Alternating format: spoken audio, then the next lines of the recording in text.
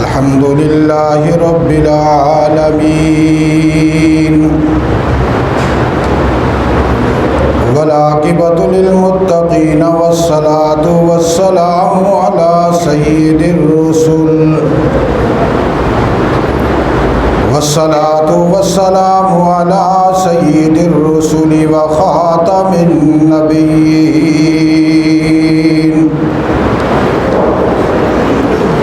وعلى آله وأصحابه الطيبين الطاهرين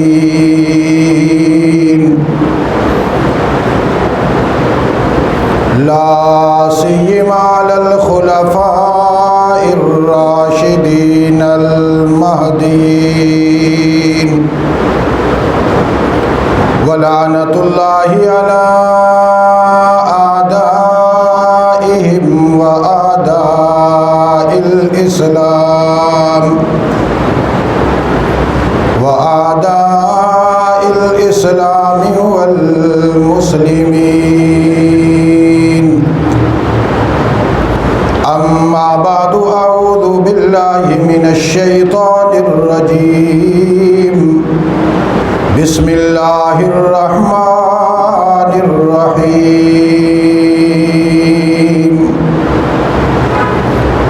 هو الذي بعث في الأميين رسولا منهم يتلو عليهم آياته ويزكيهم ويعلمهم الكتاب والحكمة وإن كانوا من قبل لفي ضلال مبين.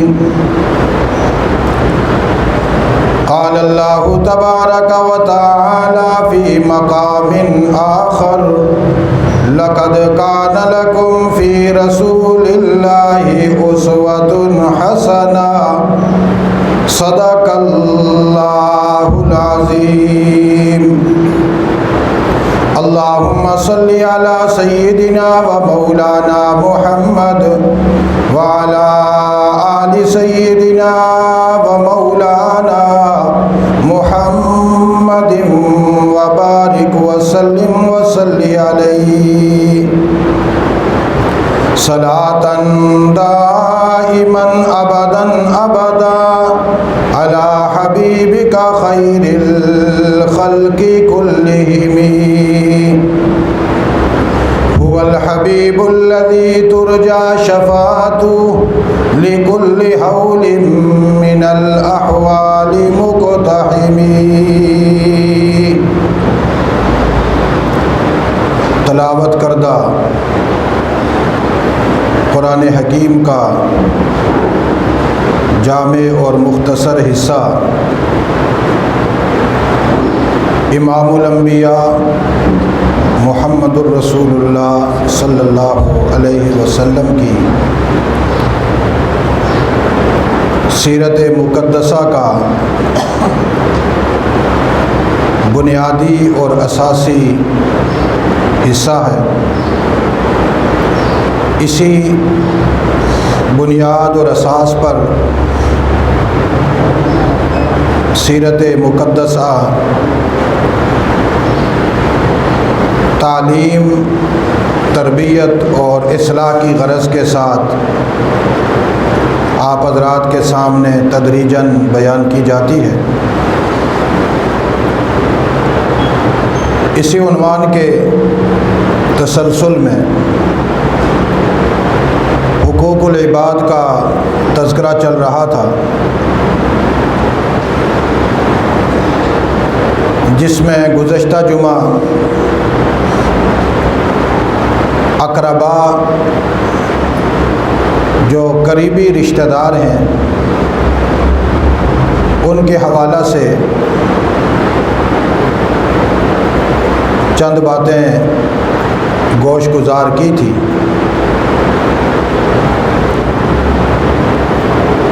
چونکہ حقوق العباد کا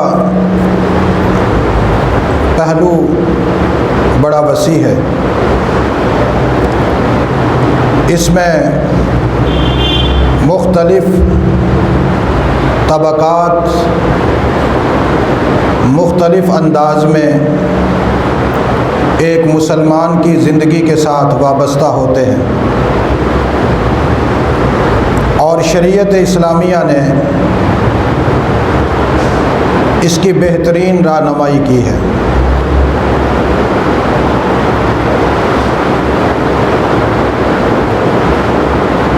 اور دنیا انسانیت میں سب سے زیادہ حقوق پر زور اسلام نے دیا ہے، سب سے زیادہ ترغیب جناب محمد الرسول اللہ نے دی ہے، اور نہ صرف ترغیب دی ہے بلکہ ان حقوق کی پابندی نہ کرنے کی وجہ سے رسول اللہ صلی اللہ علیہ وسلم نے وعیدات بھی بیان فرمائی ہے۔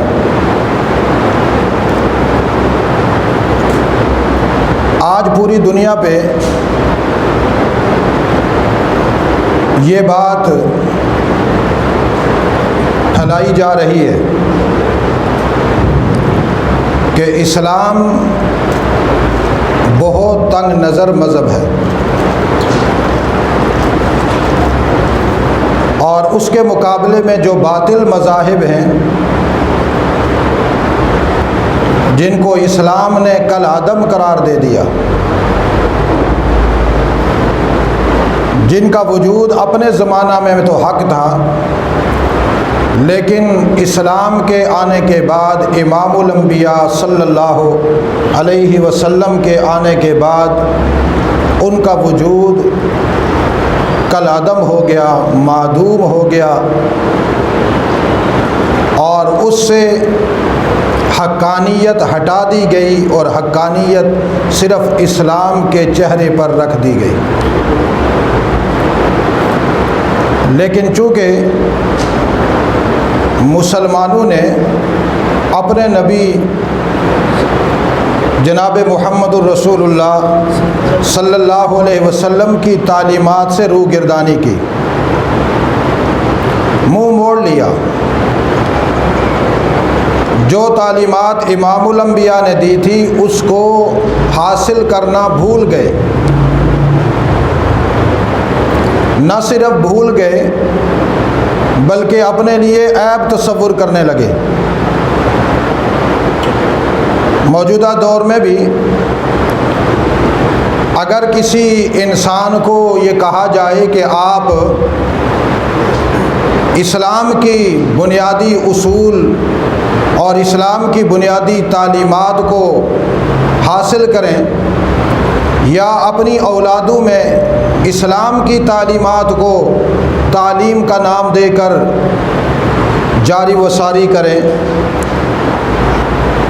تو فوراً ایسے انسان کا چہرہ فک ہو جاتا ہے، بجھ جاتا ہے، سیاہ ہو جاتا ہے، اور چہرے کی رنگت بدل جاتی ہے، آنکھوں میں عجیب سی شرارت آ جاتی ہے کہ گویا اس انسان کو ہم نے جو بات کہی اس کی توہین ہو گئی، تذلیل ہو گئی، اور یہ اپنے لیے بہت زیادہ عیب سمجھ رہا ہے۔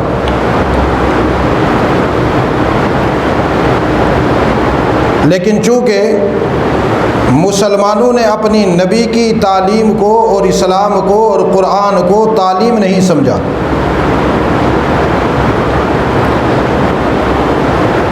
اس وجہ سے مسلمانوں نے اپنے نبی کی تعلیم کو دور رکھا اپنے آپ سے۔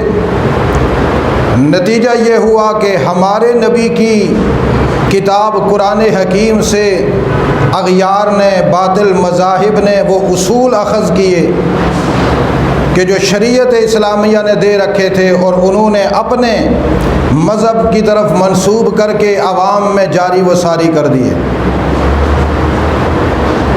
اور اس کا نام رکھا انسانی خدمت، اس کا نام رکھا مخلوق کی خدمت، اس کا کام رکھا رفاع عامہ کے کام، اس کا کام رکھا مختلف NGOs کے نام سے کہ دنیا میں انسانیت کی خدمت کے لیے، فلاح و بہبود کے لیے، ترقی کے لیے، کامیابی کے لیے، فوز کے لیے ہم آگے بڑھ رہے ہیں، اور ہم زیادہ حق پر ہیں، ہم ہی زیادہ اس دنیا میں اقتدار کرنے کے حقدار ہیں، اس دنیا میں ہم ہی ساری دنیا کو سکون دینے کے زیادہ حقدار ہیں، اس لیے کہ ہم یہ کام کر رہے ہیں اور باقاعدہ زمین پر مثالیں ہماری موجود ہیں۔ چونکہ انہیں معلوم تھا کہ یہ سارا نظام جو محمد الرسول اللہ لے کر آئے، یہ نظام حقیقت پر مبنی ہے، یہ دین حقیقت پر مبنی ہے، اور اسی سے معاشرتی زندگی بنتی ہے اور معاشرہ سنورتا ہے۔ لیکن مسلمانان اسلام نے، جو اپنے آپ کو اسلام کے مسلمان کہلاتے ہیں، وہ یکسر اس تعلیم سے بے خبر ہو گئے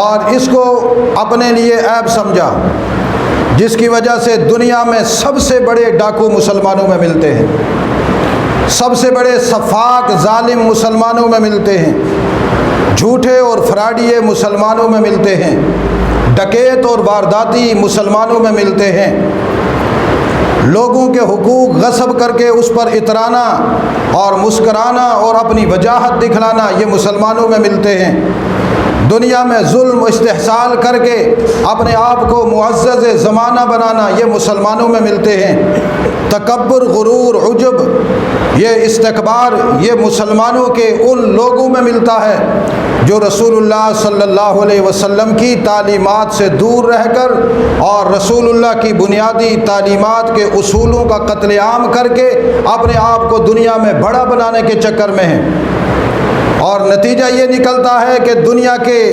سادہ لو انسان جب موازنہ کرتے ہیں وہ کہتے ہیں مسلمانوں میں تو چور ملتے ہیں، ڈکیت ملتے ہیں، وارداتی ملتے ہیں، فراڈیے ملتے ہیں، وارداتیے ملتے ہیں، دھوکے باز ملتے ہیں، ہمیں تو ان میں یہود اور نصارہ اور ان کے چیلوں میں تو صاف ستھرے لوگ ملتے ہیں، پھر کیوں نہ ہم ان کی تعریف کریں کہ جو ہمارے خیر خواہ ہیں۔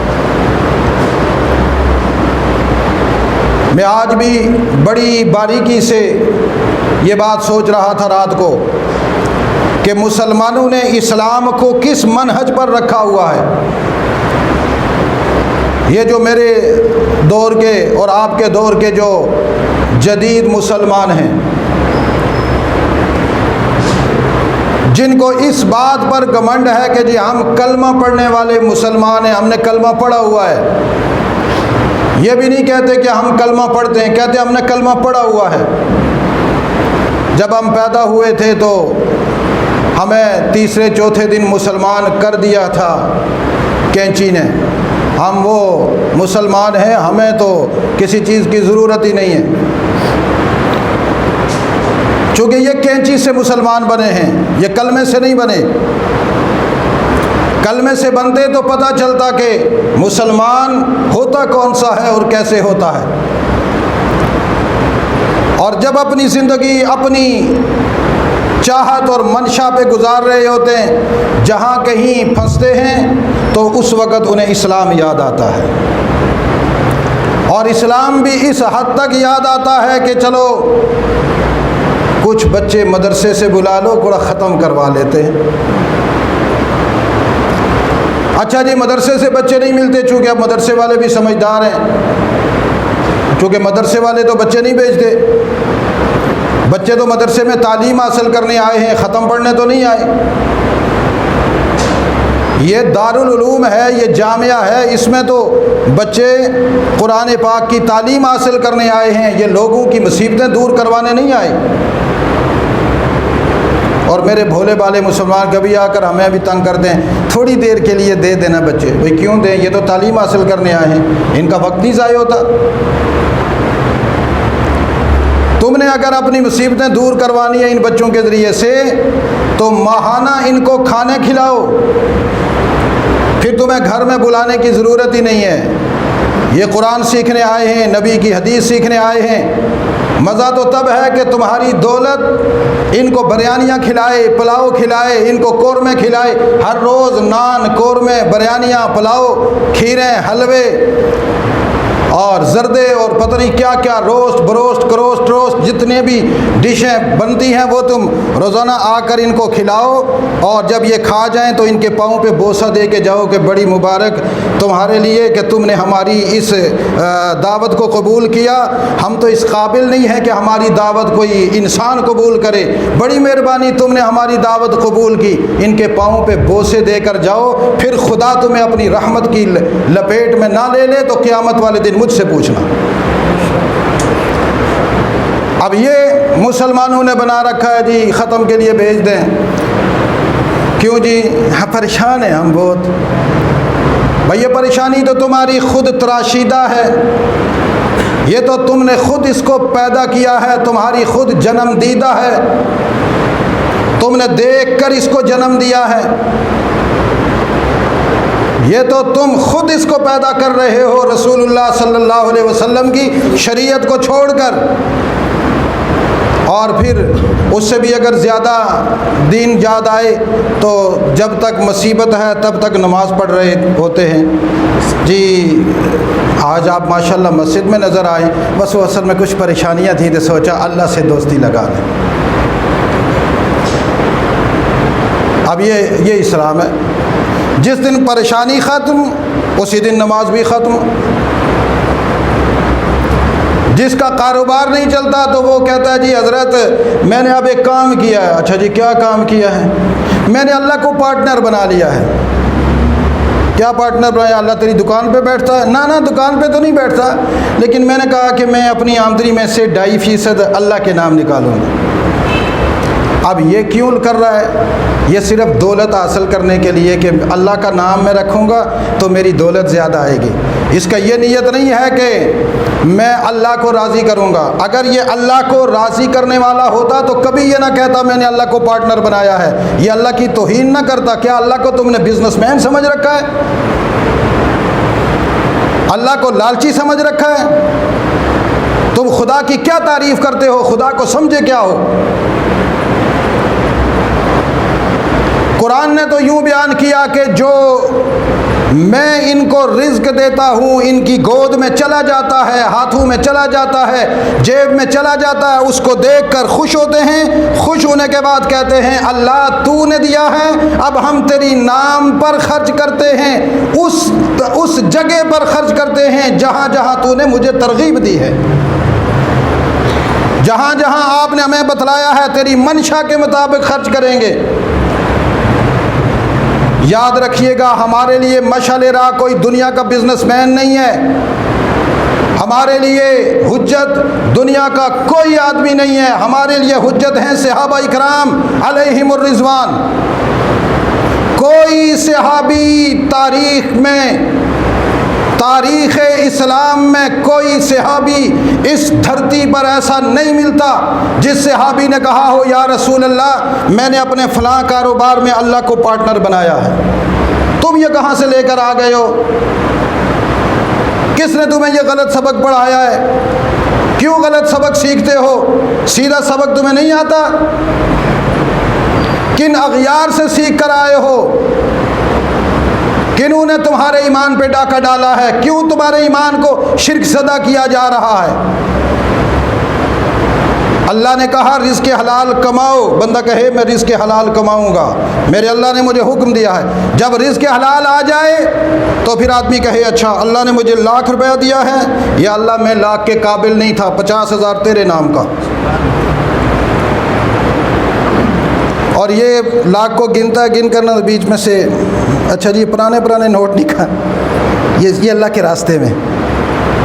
آپ دیکھیں فقیر کو دیتا پھٹا ہوا نوٹ، نیا نوٹ نہیں دیتا۔ مسجد کے ڈبے میں ڈالے گا تو پرانا گھسا ہوا عمر رسیدہ ٹوٹا ہوا نوٹ۔ کسی اور کو بھی ہدیہ دے گا تو وہ جو پرانے نوٹ نہیں پڑے ہوئے ذرا وہ لے آؤ نا، ذرا ان کا صدقہ کر دیتے ہیں۔ یہ مسلمانوں کی حالت ہے۔ سچ بتائیں ایسا ہے یا نہیں ہے؟ جہاں خیراتی کام ہے، کسی خیراتی کام کا ڈبہ کھول کر دیکھو، پھٹے ہوئے پرانے بوسیدہ نوٹ ملتے ہیں، دے کس کو رہے ہوتے ہیں؟ پھر کہتے ہیں اللہ تعالیٰ کو نئے پرانے کا کوئی مسئلہ نہیں ہے، اللہ کے یہاں سب چلتا ہے۔ تم نے اللہ کو کیا سمجھ رکھا ہے؟ کیا سمجھ رکھا ہے اللہ کو؟ اللہ نے کہا لن تنالوا البر حتی تنفقوا مما تحبون، تم اس وقت تک نیکی کو پہنچ ہی نہیں سکتے، پا ہی نہیں سکتے، تمہیں نیکی مل ہی نہیں سکتی جب تک اپنی محبوب ترین چیز میرے لیے خرچ نہ کرو۔ اور تم مبغوض ترین مسلمان، موجودہ دور کے مسلمان مبغوض ترین چیز جو اپنے لیے پسند نہیں، چلو اللہ کے راستے میں۔ اس لیے یہ جملہ میرا نوٹ کیجئے گا، آپ حضرات کو بتانے کا مقصد یہ ہے کہ آپ لوگوں کو بتائیں، مبلغ بنیں، حقیقت لوگوں کو بتلائیں۔ حقیقت سے ہٹ کر اسلام کوئی بھی نہیں ہے، کہ یہ جو ہم نے اپنی طرف سے فلسفے بنا رکھے ہیں یہ غلط ہے۔ ہمارے لیے مشعل راہ وہ ہیں جو طریقہ صحابہ اکرام کا ہے، اور صحابہ اکرام کے بارے میں قرآن کہتا ہے وَمِمَّا رَزَقْنَاهُمْ يُنْفِقُونَ، ہم انہیں رزق دیتے رہے، وہ ہمارے لیے خرچ کرتے رہے۔ کیوں؟ پہلے شرط نہیں لگائی، پہلے ہم نے دیا، وہ دیکھ کر اس پر قابض نہیں ہوئے، پھر واپس میرے راستے میں خرچ کرنے لگے۔ مسلمان کی حالت بھی یہی ہونی چاہیے، لیکن ہم اس وقت خرچ کرتے ہیں جب مصیبت میں آتے ہیں، ہم اس وقت خرچ کرتے ہیں جب تکلیف اور اذیت میں ہوتے ہیں۔ گویا ہم نے تو اسلام کو اس طور پر رکھا ہوا ہے کہ کوئی پھوڑا پھنسی نکل گیا تو اس پہ بطور دوائی کے، بطور مرہم پٹی کے استعمال کریں گے۔ جب تک جسم صحیح ہے نہ اس دوائی کی ضرورت ہے، نہ اس پٹی کی ضرورت ہے، نہ مرہم کی ضرورت ہے۔ اور جب کوئی زخم آ گیا، کوئی پھوڑا نکل آیا، پھنسی نکل آئی، اچھا جی اب جلدی کرو جی وہ لگاؤ، یہ ضرورت ہے۔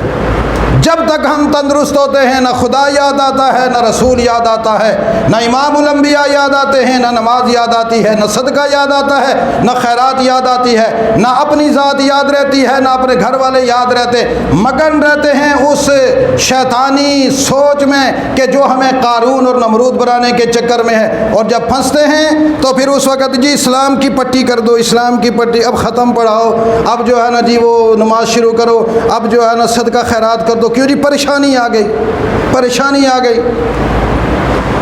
اللہ کہتا ہے کہ تم اگر یہ کام کرتے ہو نا تو پھر یاد رکھو پریشانیاں بھی تمہارے اوپر آتی ہی رہیں گی، اس لیے کہ میں نے تمہیں پہلے کہا تھا کہ حالت تندرستی میں میرے ان لوگوں کی خدمت کرو جن کے میں نام لے لے کر تمہیں قرآن میں بیان کر رہا ہوں، نام لے لے کر قرآن میں بیان کر رہا ہوں، ان پر خرچ کرو۔ تمہارے اقربا ہیں، رشتہ دار ہیں، ان کو دو۔ اور جب وہ اقربا کو دے چکے ہو، ان اللہ یأمر بالعدل والاحسان وایتاء ذی القربی، کیا ہے یہ ایتاء ذی القربی؟ اپنے اقربا کو دولت دو اپنی۔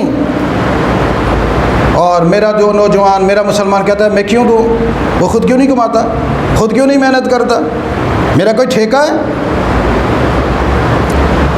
ایک ہی جواب آتا ہے میرا کوئی اتنی لمبی داڑھی کہے کہ جی میرا کوئی ٹھیکہ ہے، مسواک یہاں رکھا ہوا، میں کہاں سے دوں، اپنے بال بچے نہیں ہیں، میرا کوئی ٹھیکہ ہے؟ ٹھیکہ ہے تمہارا، رب نے دیا ہے، حکم ہے اس کا، قانون ہے، اس نے تم پر امر کا صیغہ استعمال کیا ہے۔ دو اپنے اقربا کو، نہیں دو گے قیامت والے دن حقوق العباد کی جرم کی پاداش میں کٹہرے میں کھڑے کیے جاؤ گے۔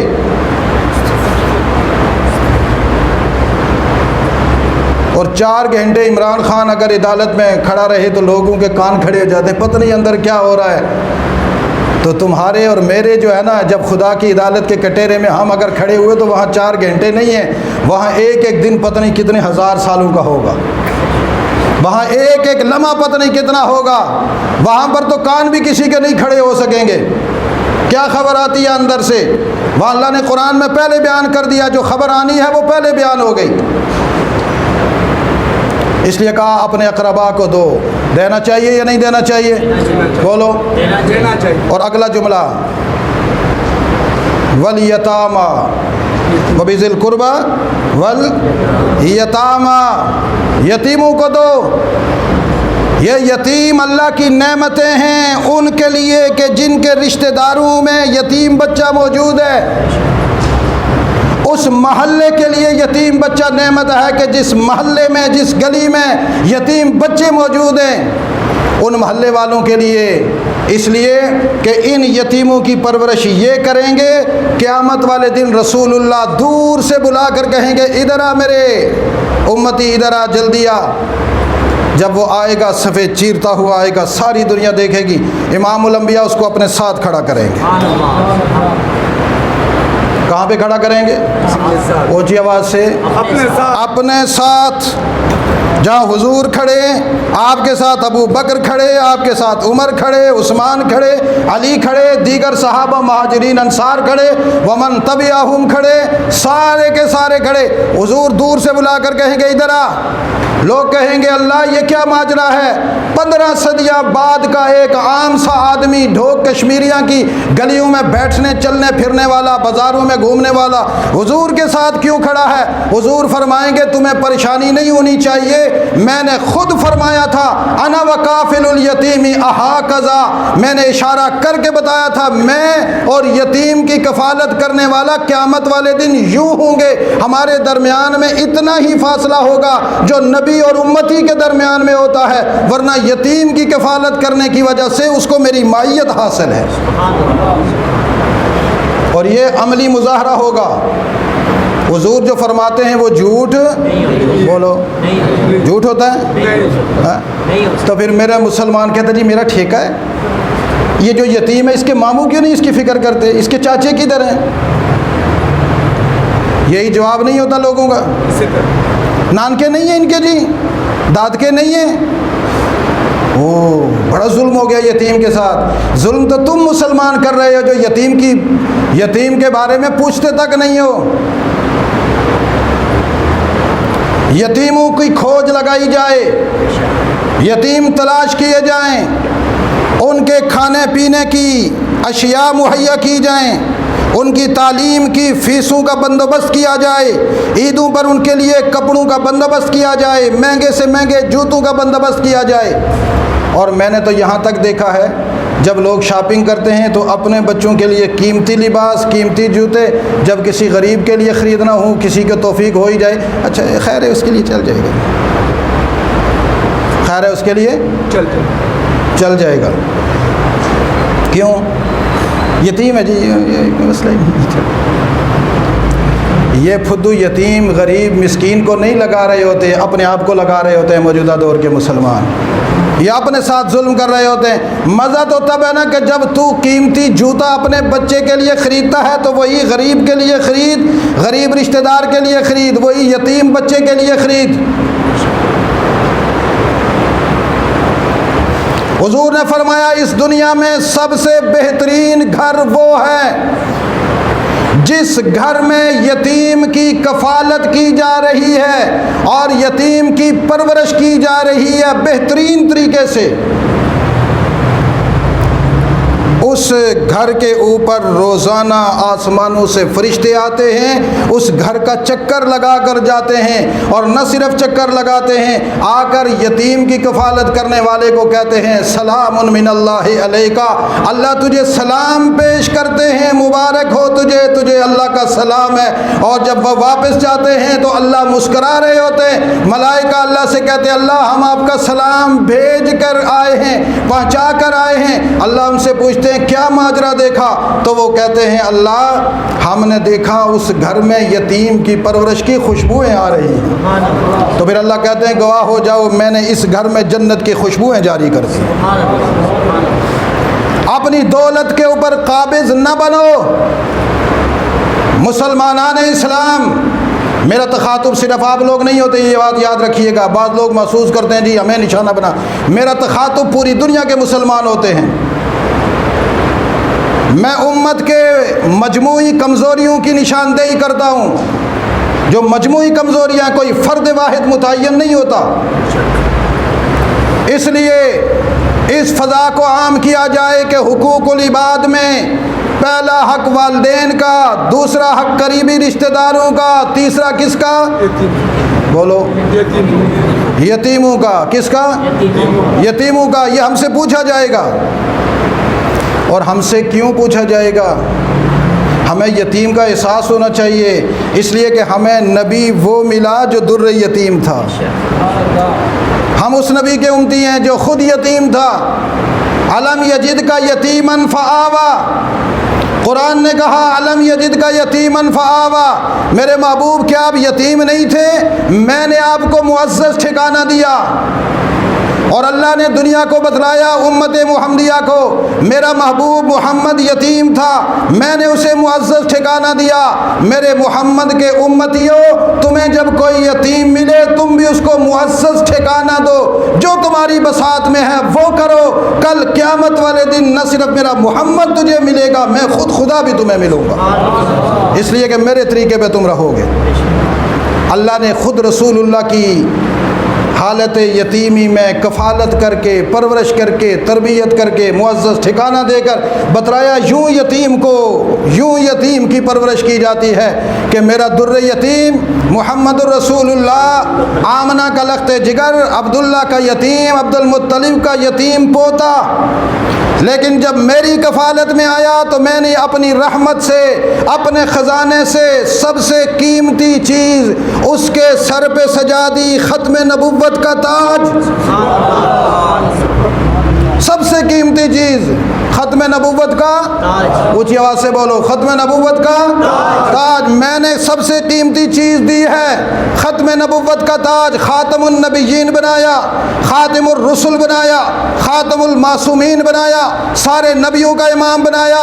تمہیں بھی کوئی یتیم مل جائے تو اپنی سب سے قیمتی چیز اس کے حوالے کرو، تاکہ کل قیامت والے دن میں تمہیں اپنی رحمت کی آغوش میں لے کر فردوس اعلیٰ میں بٹھا دوں، اور پھر تمہاری زندگی نہ ختم ہونے والی ہے، اس نہ ختم ہونے والی زندگی میں محمد کے چہرے کا دیدار کرتے رہو۔ یہ ملتا ہے اسلام سے۔ بولیے کیا ملتا ہے؟ جب ہم حقوق العباد کا خیال کریں گے تو پھر ہمیں دنیا میں تو اللہ دیں گے ہی دیں گے، لیکن آخرت میں بھی ہمیں یا تو اپنی عظمت کے دیدار نصیب فرمائیں گے یا محمد الرسول اللہ کے۔ تو آج سے یہ طے کریں یتیموں کی کفالت کریں گے، عزم کے ساتھ، جذبے کے ساتھ، اپنی دولت کے حصے بنا دو۔ سرمایہ دار مت بنو، سرمایہ دار جہنم کے نچلے درجے میں ہوں گے۔ یہ بات یاد رکھیے گا، سرمایہ دار کہاں ہوں گے؟ جہنم کے نچلے سے۔ میں بڑا حیران ہوتا ہوں کبھی کبھی لوگوں پر، لاکھوں روپے پڑے ہوئے ہوتے ہیں گھروں میں، بینکوں میں، اور اس میں سے 1000 روپیہ کل کل کر نکالتے ہیں۔ کل نہ سمجھتے ہیں؟ جب بندے کو قبض ہوتی ہے نا تو پونا گھنٹہ باتھ روم میں لگاتا ہے، یہ پیسوں کے ساتھ اس طرح کرتا ہے۔ یہ مسلمان ہے، یہ مسلمان ہے۔ اس کو پتہ ہے میرے پاس 10 لاکھ پڑا ہوا ہے، 5 لاکھ خدا کے راہ میں چلا گیا تو کیا ہوا، 2 لاکھ چلا گیا تو کیا ہوا؟ وہ دیتے ہوئے نہیں سوچتا میں اس کو دوں یا نہ دوں، ہمیں دیتے ہوئے کیوں سوچنا چاہیے؟ اس لیے دولت کے سانپ نہیں، سخاوت کے مہر منیر بننا چاہیے۔ بننا چاہیے نہیں بننا چاہیے؟ بولو سارے ہاتھ کھڑا کر کے بولو۔ یہ نوجوان یہ اپنا منشور بنا لو، حضور کے قاصد ہو تم، حضور علیہ السلام کے وفادار بنو۔ آج اغیار نے جو دنیا میں رفائی اداروں کے نام سے اسلام کا چہرہ مسخ کرنے کی کوشش کی اور اپنی مختلف NGOs کے نام پر دنیا میں چھانے کے لیے کوشش کر رہے ہیں، میرے قرآن سے انہوں نے چوری کی ہے، میرے نبی کی حدیث سے چوری کی ہے، لہذا وہ چوری واپس لاؤ اپنے ہاتھ میں اور پوری دنیا کو بتلا دو محمد کے سچے غلام 15 صدیاں بعد بھی اسی طرح حقوق العباد کا خیال رکھتے ہیں جیسے 15 صدیاں پہلے محمد کے صحابہ نے خیال رکھا تھا۔ اللہ ہمیں عمل کی توفیق نصیب فرمائے۔ لقد يسرنا القرآن للذكر فهل من